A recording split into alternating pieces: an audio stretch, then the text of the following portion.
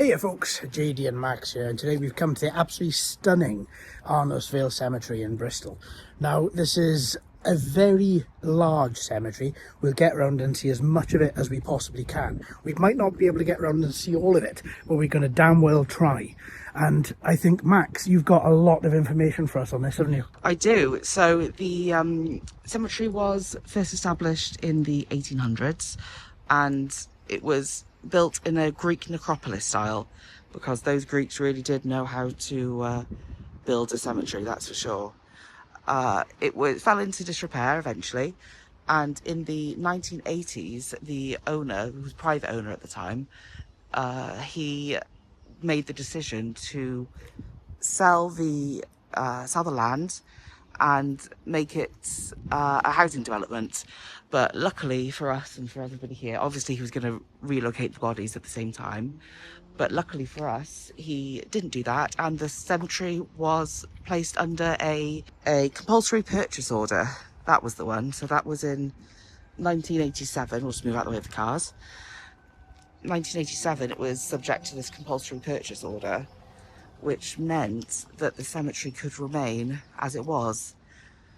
And it is a beautiful cemetery. There are plenty of listed graves, plenty of listed buildings. The two gatehouses that we passed to come in here are Grade 2 listed. This, what I believe is a chapel up there, just beyond the bush, is Grade 2 listed. There are two chapels in the cemetery. One a Church of England chapel, and the other a nonconformist chapel. So that would be kind of for everyone else. Perfect. There is also a split path coming up here. Ooh. So if I take the left, it's been a while since I've been here. I think I'm going to take the left, you take the right. We'll meet up somewhere in the middle. Absolutely, don't get lost. Well, probably, hopefully. Excellent stuff. Right, my God, look at all these absolutely stunning gravestones, sarcophaguses, sarcophagi. Everything about this is just really old and really beautiful. Ooh, path, down we go. Look at this. Can I see any dates on here? I can't see anything there. It's really oh, look at that. That's beautiful. That's really stunning, especially with the ivy all growing through it. And ivy is synonymous with graveyards, headstones, and there's something really nice I find about seeing a headstone with ivy intertwining. That's a lovely one too. It's really nice. So there are a couple of legends as well about this graveyard, as you'd imagine there would be with something like this. There's a legend about a lady who was buried alive, and she haunts the graveyard, and you can see her walking around and crying. So fingers crossed we get to have a little look there, see whether or not she comes out for us. Look at that in the trees, little headstone in there. Oh, it's a really nice breeze today, really fresh. Oh, that's lovely. Look at that. What a lovely, beautiful plot. Can I see? I don't really want to walk on there. Or I can walk on a little bit until it gets a little bit raised here. So what does it say? Died 10th of August, 19-something-8. The third digit is missing. Mary Ann Nicholas. That looks like a war gravestone. I've remembered this time, unlike the last time when we came through St Mary's, I wasn't wearing the right trousers. I am today. What's this one? This looks military and semi. Navigator, Royal Air Force. Died 14th of January 1945, age 21. Oh God. Thank you for your service, mate. It's because of people like you that we have the freedoms that we have today. Massive respect. Right, so there's another way we can get through here. Oh, I think it's sort of... Yeah, look at this. Look at this little path. It sort of snakes the way around there. So see if we can get through. It does have... Oh, God, this is a bit dodgy getting through there. And then we end up here.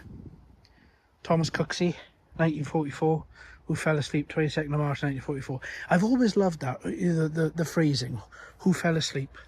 That's really nice. It just sounds extremely peaceful. And this is where we came in. So we came in here, just beyond these trees here. There is the entrance.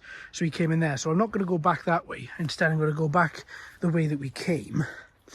And then we're going to head up. But I think while I'm doing this, let's see if we can see what Max is up to. There's a more recent grave, and the crossing there will be a temporary marking to allow the land to settle. As we mentioned in our St Mary's video, that's part of the process in a burial. The ground needs time to settle back in and compact, so the headstone can sit in it nice and safely. You're not going to have any movement and things like that. Some beautiful old graves here. Look at that urn on top of there with the little flowers all around it. The Victorians really did have a bit of a love affair with death. It's quite a morbid thing to think these days, but I think they did it right. There was also a great fear about being buried alive, which is relevant here because there's an urban legend that a woman was buried alive in one of these graves back in Victorian times, and she's now said to haunt the cemetery. Now, this is an urban legend. There's no records of anybody being buried alive. Obviously, you wouldn't know it at the time until they're exhumed, and that was supposedly the case for this lady. But like I said, no records of that actually happening. But it was a great fear in Victorian times. Let's have a look at that beautiful chapel. Lovely. But yes, it was a big fear in Victorian times when medicine was slightly less advanced than we are. Let's go and have a wander down this little path. And it was so much of, or thought to be so much of an issue, that they developed little contraptions that came out of the grave, little bells and things, little trumpets and air holes sometimes, that would have allowed someone to ring for help should they have been in the unfortunate position of being buried alive, which is something that we wouldn't wish on anyone. But there are the stories. Who knows how often it actually happened, but the fear was big enough for all these fancy rich Victorians to have weird things on their grave just to make sure that it wouldn't happen to them. These older bits of the cemetery are beautiful. We passed some of the lovely tall graves, the really intricate ones, and we're going to find plenty more that I can see. The other ghost story that's common in the cemetery is that of a weeping woman who weeps at her husband's grave when the one of the Commonwealth grave sections, or the World War II soldier sections, which is a terribly sad story. But she is said to weep there. Now, in my opinion, if this ghost is to be a real sort of ghost, and we are to believe in such things, which, you know, we do, then I would suggest that her spirit would be a residual haunting, because you'd think after death she would have moved on. But we were talking, JD and I were talking last night about the stone tape theory, which is a belief that when a lot of emotion is in an area, lots of you know, it could be negative emotions, could be positive emotions, but we never really hear much about the positive ones. But the theory is that the area around you, the building, if you're in a building, will absorb that feeling. Oh, look, some beautiful ones here. But yeah, it will absorb that feeling, those memories, those strong emotions, and under certain circumstances be played back, and that's why we get stories of people that are going up and down the stairs, not really interacting with paranormal investigators or with the rest of the house really, but because in the case of a set of stairs, for example, people would have gone up and down them so many times that it just becomes part of the fabric of the building, and that building holds in a memory, and that memory gets played out. But there no no sort of danger, no sort of scary hauntings, although it can be a little bit scary if you're there on your own and you feel you feel footsteps going up and down the stairs behind you, and you know there's no one there. But spirits like that are, harmless, we believe in paranormal circles. But yes, back to this weeping lady, I would have put it down to a residual sort of haunting, in that all that feeling that she had in her body, all the emotions and the all those negative, solemn sort of emotions would have all seeped back into the area, which is why we see her, or said to see her, wandering around at the graveside. But no, I'd like to think that her spirit would have moved on to be with her husband. So we've come back to the path that we came down, which was here, and then we took a left and went down there. But now I think I'm going to go this way because I can see an old wall in front of us. That's another lovely headstone. Really pretty. Look at that building just peering through the trees and the bushes. We'll get to that in a minute. Look at this old wall. There's a great big hole out of it there. Looks like that goes into, I don't know, is that another part of the graveyard maybe? Looks like that could be some sort of tomb. Oh yeah, it certainly does. Oh no, that's a tree stump. I thought that was a headstone then.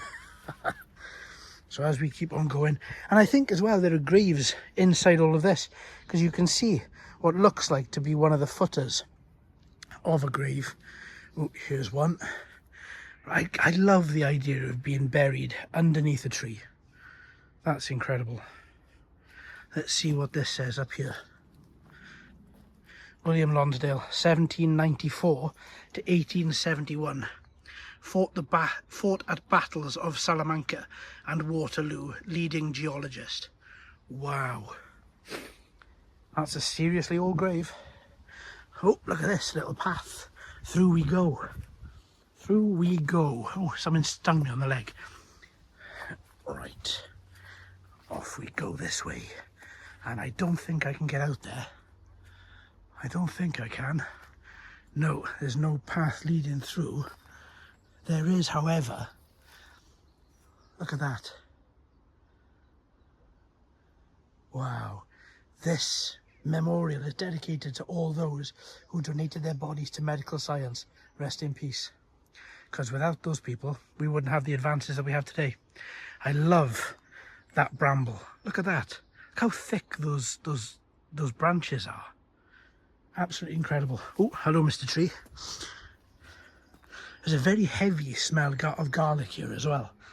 I'm looking around to see if I can find any garlic plants. It really does smell lovely. Oh well, got a stunning tree we just walked under. I think we head back onto the path and see where we end up. If we keep on going straight up, see if we can get to that big, almost like mausoleum maybe. Right, so here's the path. And there's the headstone that we came down past. So we'll head that way. And we will head, this time we will head left. And we'll see, I think at this point, Max is going to be absolutely lost. I think he's going to be really, there's a car coming. I think he's going to be well and truly. Let's have a quick little look, see if we can see him down here. No, can't see him there. Have a quick pan around here. Wow, look at that. That's a headstone there when my finger moves. See that cross there? It's made out of stone, but it looks like it's made out of wood. Royal Air Force, thank you for your service, matey. Much appreciated, sir. I don't know if you can see that better. Absolutely beautiful. Absolutely beautiful. Right, oh, a big obelisk. It's got what looks like, what is that, some sort of crown insignia on the side. It's an eagle on top of a shield, and I can't read what it says on the scroll bit here. Unfortunately, it's too weathered. But again, absolutely beautiful. So as we keep on going, that's a better, oh, that's a different one. That is a shield with a tree on top of it and a horse up against the tree. I'll have to have a little look, see if I can find out what insignia that would be. I found a Max. He is lurking in the undergrowth. Watch now, there he is. Now, as we are a paranormal channel as well as, you know, a little bit of exploration and macabre and things, you may be wondering why we don't have any ghosty equipment and why we're not going to do that here. And that's, you know, that is because, in my opinion, cemeteries are places of rest and places of, you know, solace for lots of people. And, you know, again, speaking as a former Undertaker, I do find it a bit disrespectful when people start, you know, coming in with their REM pods and their EVPs and trying to get spirits to talk to them, because ultimately graveyards are for the living. Oh, there's JD up there.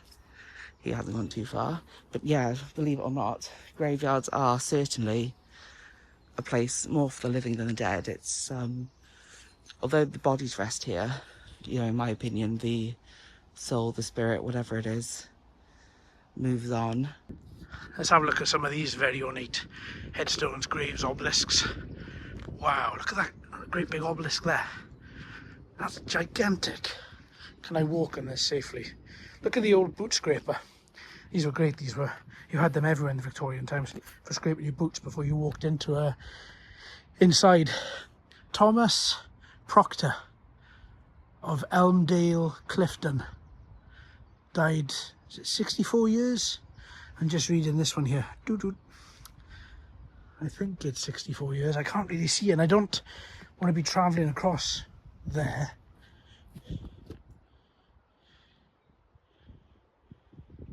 Because there are certainly more graves and headstones there, and I certainly don't want to be going across there. That's a lovely one there. We'll see if we can go around the back and then come around. That is the Anglican Chapel. Just lovely, isn't it?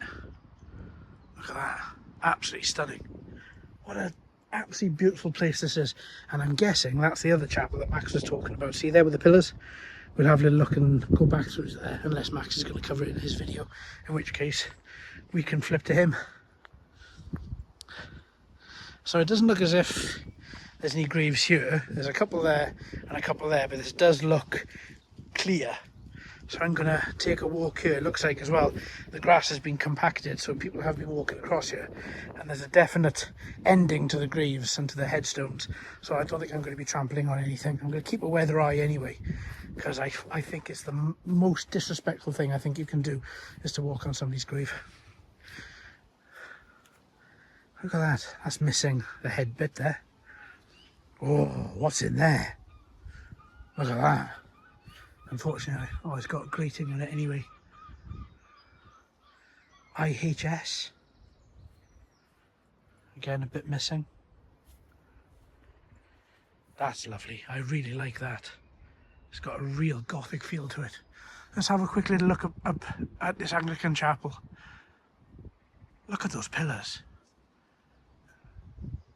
Beautiful. It looks like it's made out of Bath stone as well. And then we've got all of these here. Absolutely beautiful. Oh, look at this. This is not very dissimilar to... Oh, it is quite dissimilar, isn't it? I was going to say it's not that dissimilar to the the crosses that are made out of stone but look like they're out of wood. But that, I love the rustic look of that. Absolutely beautiful.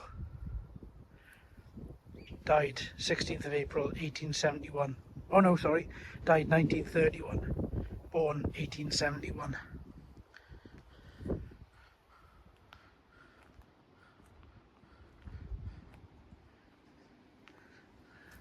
Look at these little paths. I love graveyards. You can just walk your way through. Look at that Celtic cross. Beautiful. What's this say? In loving memory of William Gibson, Bott, who entered into rest 23rd of February 1932, age 87. And that was died 20th of January 1931. Looks like somebody comes and talks to this grave, because behind there, I don't know if you can see that there where my finger is, that is a folded up chair. So it might be that somebody comes and puts a chair here and then talks to their loved one. Missed that on the way past. Beautiful. So we've got two paths we can take. This is the right hand path, and we've got this one up here in between the trees. I think this one's calling me. So I think let's go this way, and then let's see where we end up. Another Celtic cross. This one is absolutely huge. And then whatever would have been on there, possibly. It's lovely. We've got a walkway through here. So I'm going to walk through here, because I want to have a little look at these here. Oh look, mini obelisk. Does an obelisk have to be of a certain height, I wonder, to be known as an obelisk, or is it just the shape? Look at that. Wow. That the top's actually moved.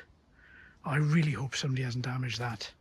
Oh, although I think that tells us they probably have. God, that's how disrespectful and disappointing. Look at that in the back. Like a massive pyramid, looks like a church spire. I'm going to have a little look at that in a minute. For the second though, we're going in there. Right. Wow. This really is a part of the cemetery I've never been to before. And there's, look at this, there's a massive obelisk grave here, but it's been intertwined. A tree is intertwined with it. Look at that. Stunning.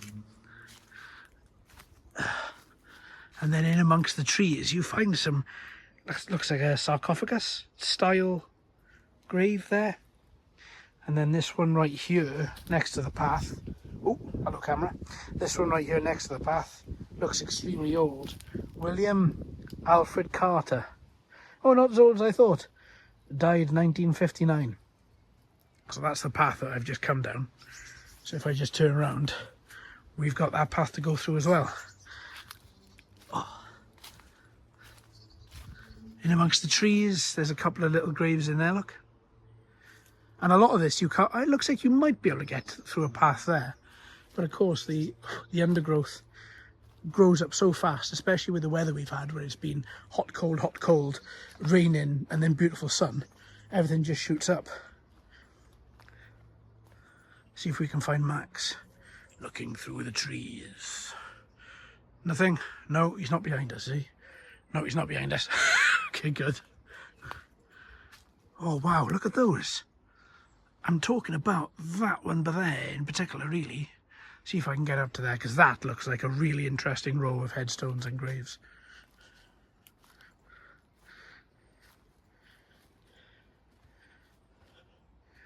Look at this pillar. I don't know if that's attached to a grave or not. It's just a pillar, I think. It looks a little bit off-kilter to be attached to this one here.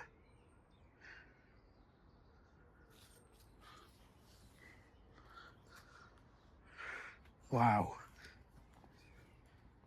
Sacred to the memory of Robert Norris, who departed this life 17th day of March 1844 in the 74th year of his age. God, I love the way they've written that. Also of Charles, the younger son of Robert and Susan. I don't know whether you can see that. Robert and Susan Norris, who died 27th of October 1863, aged 44 years.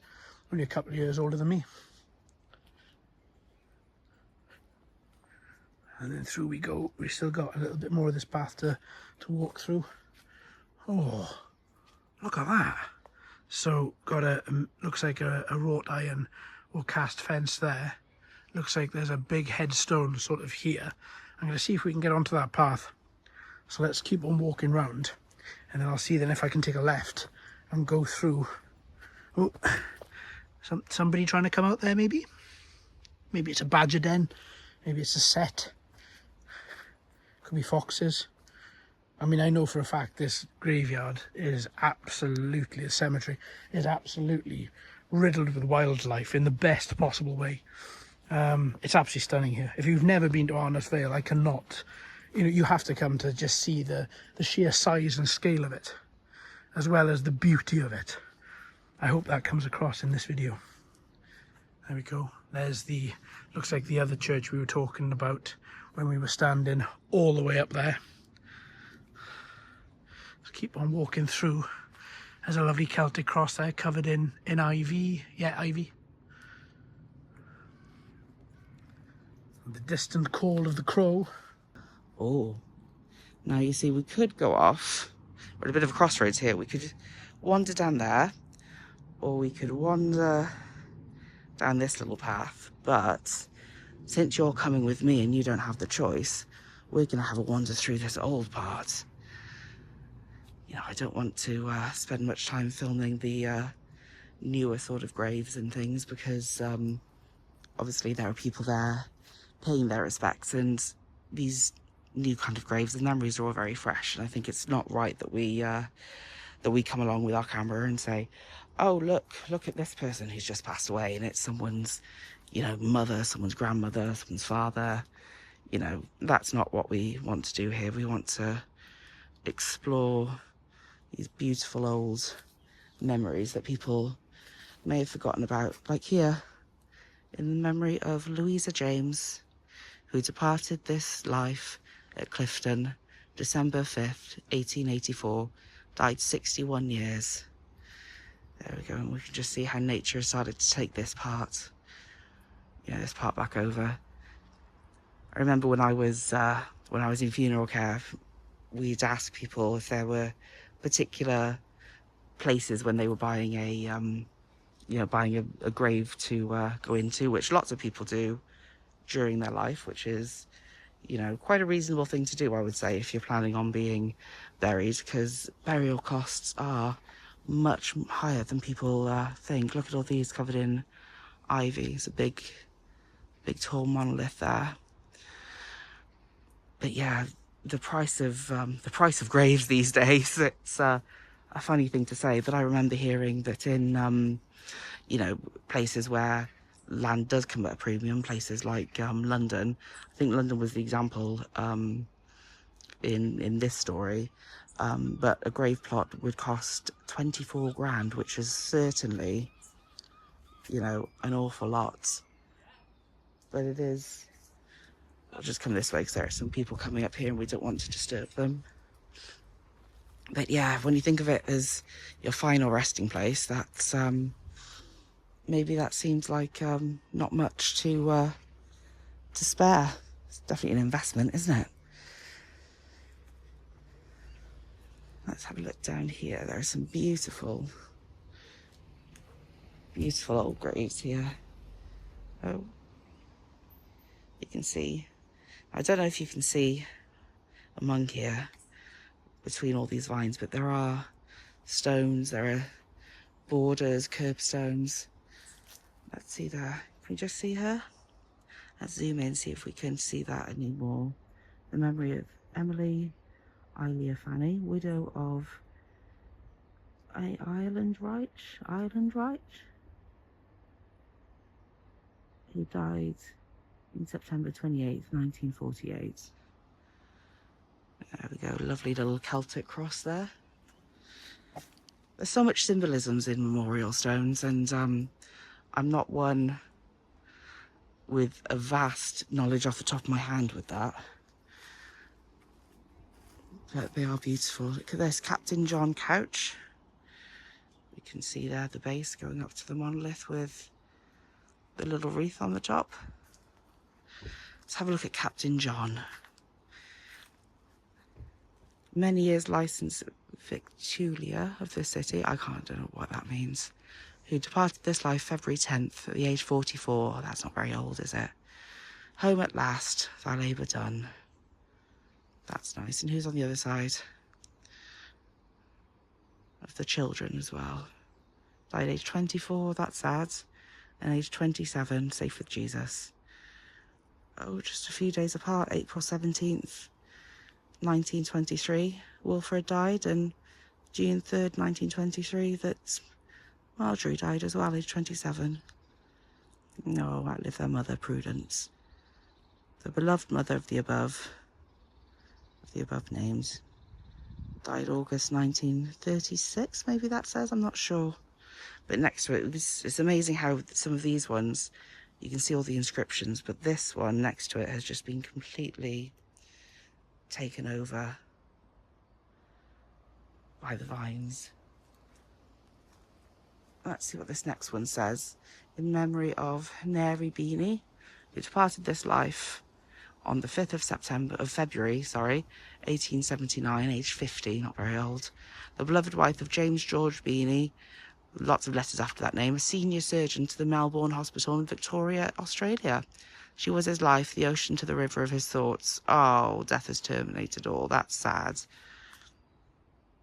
That's the sad one. Let's see if we can just get a little bit closer on there.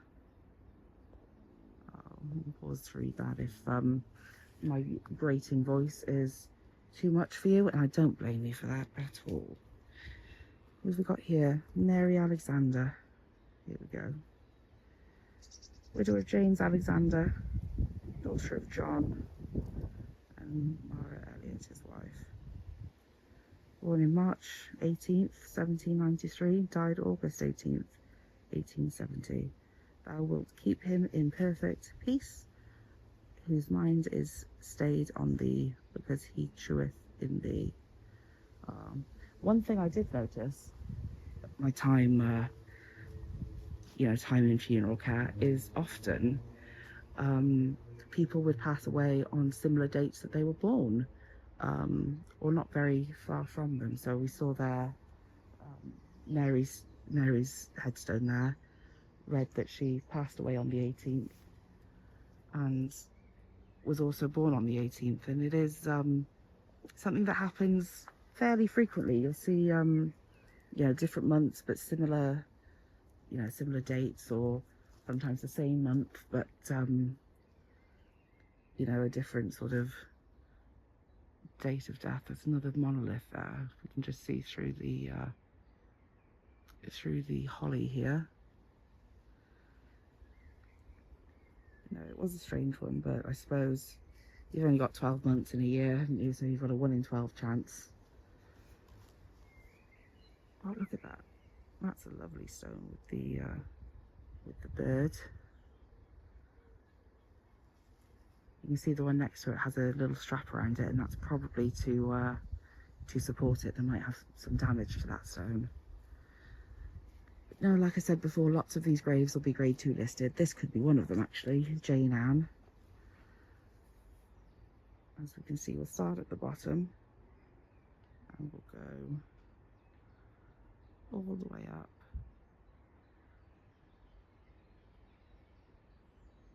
And there we go, to the cross pointing at the sky.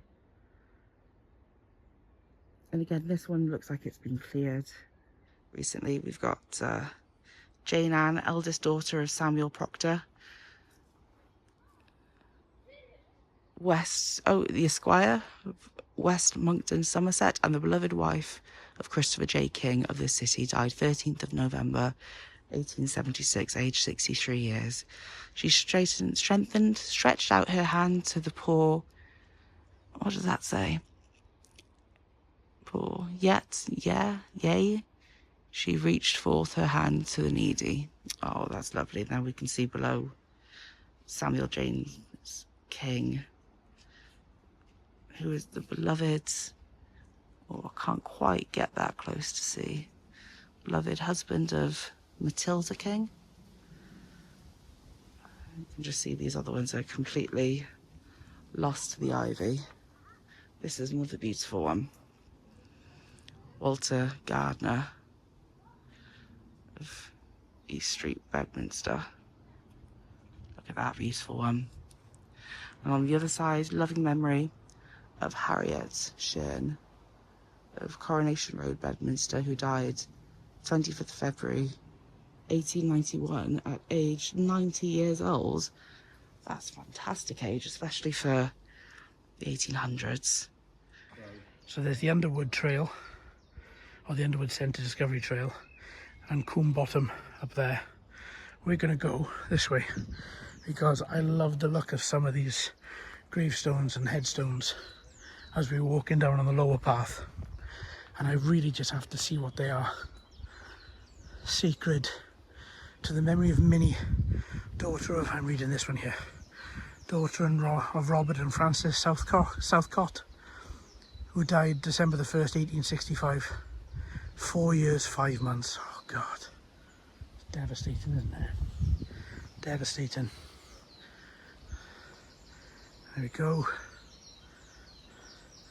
Oh, we're going to get to that. I don't know if you can see the sheer, probably not in the video, but this headstone, this gravestone here is absolutely monolithic. Probably not as big as that, JD. Okay, maybe not. But this is where we're heading, look. We're going to go through here, and this is where we're going to be barriered either side by graves. So we've got the really overgrown ones here, which you can imagine are seriously, seriously old. And there we are. Look at that. You can just see a cross completely overgrown with ivy. Something really beautiful about that. And here's another large tomb style with a what looks like a an obelisk behind it. So if you can see the obelisk here. And this tree is a Chilean pine. Monkey puzzle. Oh, monkey puzzle. Yeah, it is. Look at that. Do you know what? I haven't seen a monkey puzzle in years. When I was growing up in Swansea, they were everywhere. And I haven't seen them for years, but it's so good to see them again. So a couple of other sarcophagus style tombs here. And we're going to head this way. I'm so happy I've seen that monkey puzzle tree. It's just the small things in life, really, that you've got to take, where you've got to clutch with both hands. And that tree is just absolutely stunning. Look at that. Sorry, I have a fascination with that tree. I think they're absolutely beautiful. And you don't see that many of them anymore. Ah, there we go, look. Here we are. Here's some of the larger graves and headstones that we were looking at down the bottom. Oh wow. Richard Hooper died October 26, 1854. And his Mary, his wife, died June 21st, 1868, age 76. And Alfred William Hooper, son of the above, died 7th of May 1885, age 56. Wow. Wow. Sacred to the memory of Elizabeth Susan Langridge, who departed this life on the 11th of April 1862, age 69 years. Oh, look at this. William Chandler, Undertaker of this city, who departed this life February the 3rd, 1857, aged 66 years. Wow, he was the Undertaker for Bristol City. Incredible. I love the absolute, just the beauty of a headstone.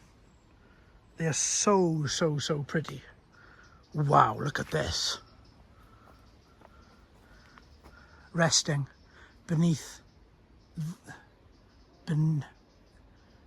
hope of a blessed, I can't see, the shadows are really making it difficult to read, Frederick Collins, Bat Esquire of Abergavenny, Monmouthshire, died December 31st, 1854, age 44 years. Oh. Wow. Wow, these two really stand out to me. They're so beautiful.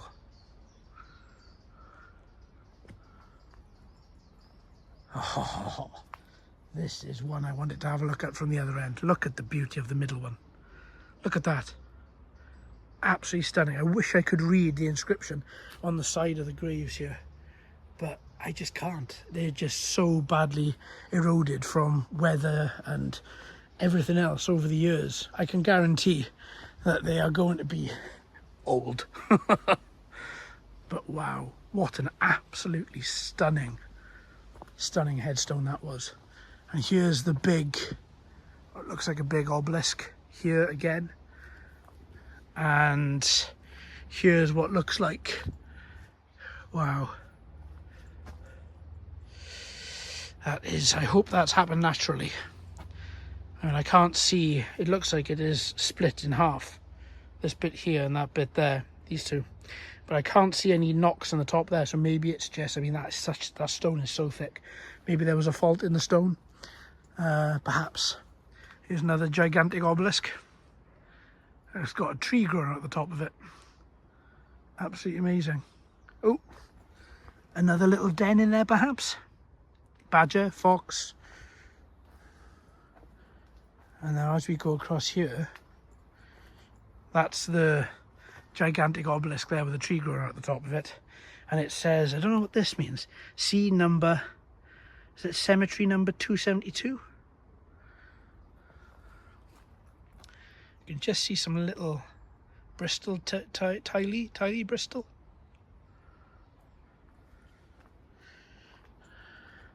Again, that headstone's got an ivy hat.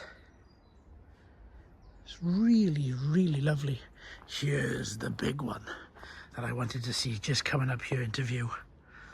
But before we get there, look at this. It's got a little hole in the side. I don't know. That's really lovely again. But let us just stand in awe of this one. Look at this. So it's got its own, I mean, it's big. It's very big. It's got its own wall. And you can see where it looks like it's been repaired over the years, perhaps. There's a weathered crack. Look at that. How absolutely stunning is that? Look at it. Look how ornate it is. Even the plinth at the top. And then coming down to midway. And then down towards the bottom. Absolutely stunning. And again, there is an obelisk standing right there. And we have a fork in the path.